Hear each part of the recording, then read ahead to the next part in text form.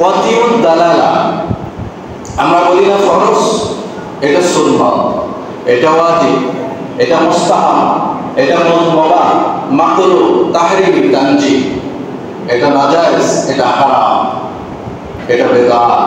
কোথায় পাইলেন? আল্লাহ রাসূল বলেন কোনদিন এটা হারাম? কোরআন হাদিসে আছে কোথায় এরকম যে এটা সুন্নাত, এইটা বেদাত, এটা ফরজ, এটা ওয়াজিব?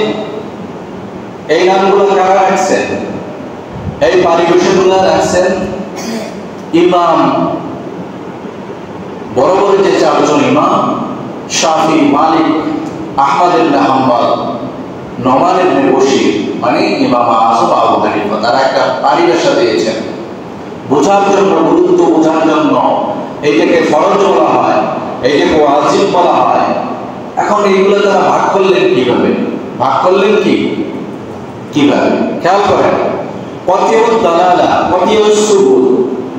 কতিউস সুবুত মানে যে দলিলগুলো, কোরআন হাদিসের যে দলিলগুলো স্পষ্ট নয়, সহিহ, সরিহ, সহিহ মানে সর্বোচ্চ মানে উত্তীর্ণ, সরিহ মানে কি? স্পষ্ট, এর ভিতরে কোনো আজনবী হোক আরবি হোক তাদের বুঝতে কোনো সমস্যা হয় না, এমন দলিল। যেমন ইন্নামাল আমালু বিন্নিয়াত, সমস্ত কাজে নিয়তের উপর নির্ভরশীল। এই হাদিসের কোনো ব্যাখ্যা দরকার আছে? কথা বলে না, দরকার আছে? নাই। কারণ স্পষ্ট বোঝা যায়, এটার ভিতরে কোনো গভীরে যাওয়ার প্রশ্ন নাই। এই কতিউস সুবুত যদি হয়, কতিউদ দালালা স্পষ্ট নয়, সেটা যদি কোরআনের আয়াত হয়, হাদিসে মুতাওয়াতির হয়, মুতাওয়াতির বলা হয়। ধরুন বুখারী শরীফ সংকলন করার আগ পর্যন্ত হাদিসের বর্ণনাকারীদের যে রাবী আছে, প্রত্যেক স্তরে ৬০ জনের অধিক যদি বর্ণনাকারী হয়, মুতাওয়াতির। এর পরের স্তরে মাশহুর, এরপরে আজিজ, ওয়ারিদ, নিচে আস্তে আস্তে আসছে জয়ীফ, কওলি, ফেলি। হাদিস একটা আছে আল্লাহ রাসূলের, একটা আছে সাহাবায়ে কেরাম থেকে যেটা আসছে সেটাকে বলা হয় খবর, তাবিঈনদের থেকে যেটা আসছে সেটাকে বলা হয় আসর। নামাজে পুরুষ যে ডাইন পা খাড়া করে রাখে, এটা কোনো আল্লাহ রাসূলের হাদিস নয়, এটা কোনো সাহাবাদের আমল নয়, তাবিঈনদের থেকে বর্ণনা আসছে। কাদের থেকে বর্ণনা আসছে? কথা বলে না, তাবিঈনদের থেকে বর্ণনা আসছে। তাবিঈনদের আমল ধরা যাবে কি যাবে না? খয়রুল করুণাদের ভিতর ৩ যুগের ভিতর আছে না নেই? আছে। ভাইরা আমার, এখন আসেন জন্নিয়ত দালালা। জন্নি মানে সন্দেহাতীতভাবে প্রমাণিত। মামলা মোকদ্দমায় দেখবেন দোনো পক্ষ সাক্ষী, দলিল, প্রমাণ দিতেছে, তারপর কইতেছে আর মৃত্যুদণ্ড দিলাম, কিন্তু এটা হলো সন্দেহাতীতভাবে প্রমাণিত। এই দলিলগুলো কি, সাক্ষীগুলো কি দুর্বল, একটু দুর্বল, মানে কতিউদ দালালা না, জন্নিয়ত দালালা মানে দলিল একটু দুর্বল, সন্দেহাতীতভাবে কি প্রমাণিত। এই আমলগুলোকে বলা হয় ওয়াজিব। কি বলা হয়? কথা বলে না, কি বলে? ওয়াজিব কাকে বলে বলেন তো? বলতেন কে?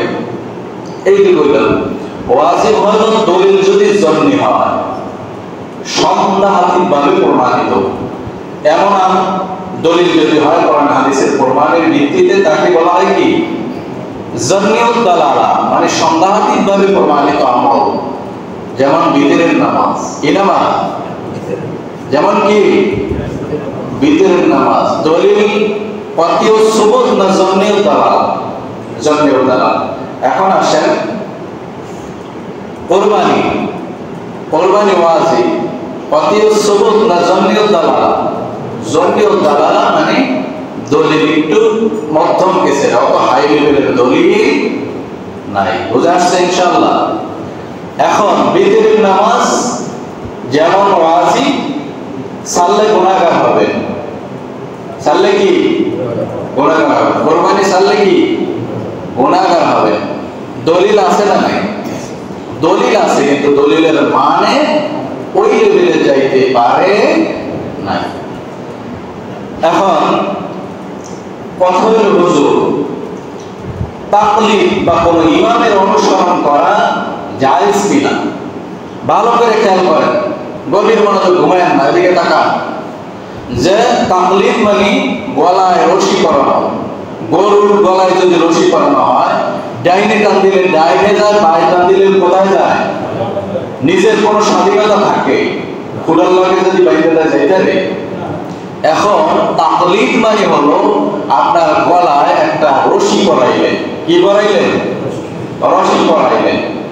এই রশিটা ছাড়ছেন কার কাছে? আপনার মাযহাবের ইমামের কাছে। কার কাছে? যেমন ইমাম শাফিঈ হইতে পারে, হাম্বলী হইতে পারে, অন্য ইমাম হইতে আরো যত ইমাম আছে, এর ভিতরে বিজ্ঞ যে কোনো ওলামায়ে কেরাম হইতে পারে। এখন তাদের হাতে এরকম রশি ছাড়া জায়েজ আছে না নাই, সেটা দলিল জানার দরকার আছে না নাই? এখন ওলামায়ে কেরামের মধ্যে তাকলিদ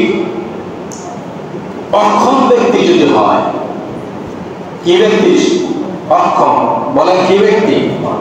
কোরআন হাদিসে যত শাখা প্রশাখার মাসাইল আছে সেখানে সব এলেন তার, কতখানি সব এলেন তার নাই, বুঝা পড়তে পারে না আরবি ইবারত সহ সমস্ত ব্যাখ্যা বিশ্লেষণ যেই ব্যক্তির নাই, অক্ষম।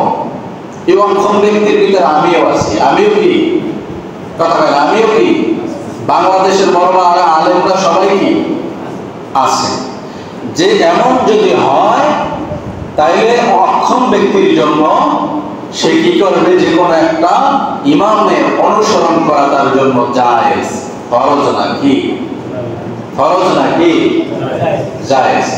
আমি যদি কোনো জায়গায় মাসালা বেঁচে যাই, নিজে ব্যাখ্যা বিশ্লেষণে অত গভীরে যাইতে পারলাম না, তখন যে কোনো আমার যে ইমামের ফতোয়াকে গ্রহণযোগ্য মনে হয় তার অনুসরণ করা আমার জন্য কি।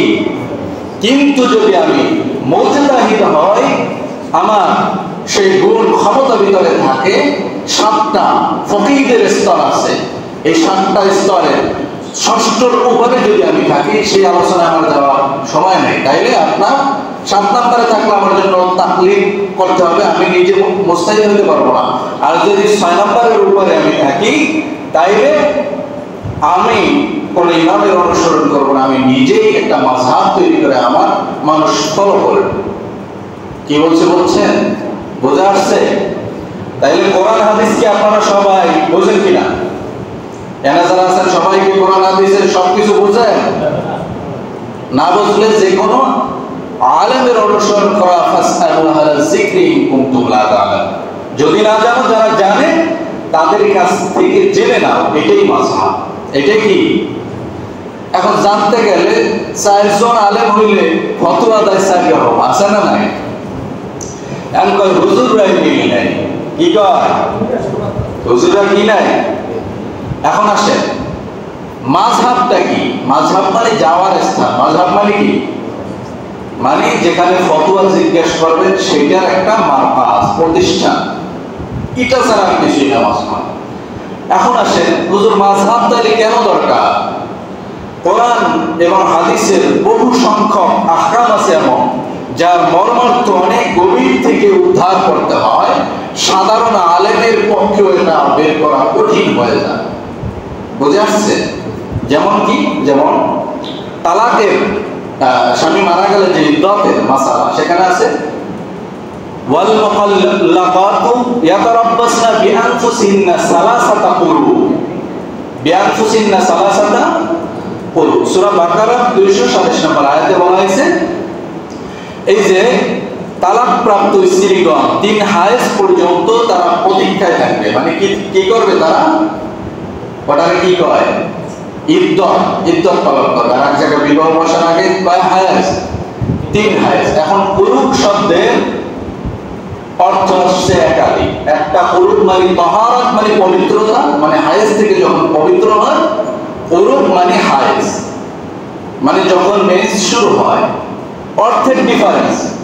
এখন ধরুন ইমাম আবু হানিফা রাহমাতুল্লাহির মতে হায়েজ শুরু হইলেই তার ইদ্দত পালন শেষ হবে না, তাহারাত মানে তার হায়েজ শেষে যখন পবিত্রতা আসবে সেই পর্যন্ত অপেক্ষা করতে হবে। তাহলে কয় মাস? 4 মাস। কয় মাস? বাইরে গেল অন্য ইমামের মতে না, ওই হায়েজ শুরু হলেই তার কি হয়ে যাবে, ঈদগাহ পালন হয়ে যাবে। এই যে পার্থক্য কিসের কারণে? ব্যাখ্যা বিশ্লেষণের কারণে। অনেক অনেক জায়গা এমন আছে দেখেন, আবার বাহিক দৃষ্টিতে একটি আয়াত অপরটি আয়াতের বিপক্ষে এরকম চলে যায়, মনে হয় একটি হাদিস আর একটা হাদিসের বিপক্ষে চলে যায় এমন মনে হয়। যেমন ইমামের পিছনে সূরা ফাতিহা পড়া লাগবে কিনা, ইমামদের ভিতরে মতবিরোধ আছে না নাই? কথা বলেন, আছে না নাই? যেমন হাদিসের ভিতরে আছে, মান কানা লাহু ইমামুন ফাকিরাতুল ইমামু লাহু কিরাতুল। এখানে যে ইমামের যে পিছনে মুক্তাদি নামাজ পড়বে, ইমামের কিরাতি মুক্তাদির কিরাত যথেষ্ট। হাদিসের ভিতরে আছে কি, আহমদ মুসনাদে আহমদ 2 নম্বর খণ্ড 240 নম্বর পৃষ্ঠা বলা আছে যে ইমামের কিরাত মুক্তাদির জন্য যথেষ্ট, তার আলাদা কোনো কিরাত করার দরকার নাই। আমার বুখারী 756 নম্বর হাদিস আছে, লা সালাতা লিমান লাম ইয়াকরা বিফাতিহাতিল কিতাব। যে সূরা ফাতিহা পড়লো না তার কেমন যেন নামাজই হইল। ডিফারেন্স আছে না নাই? অথচ আল্লাহ তাআলা বলছেন, ওয়া ইযা কুরিয়াল কুরআন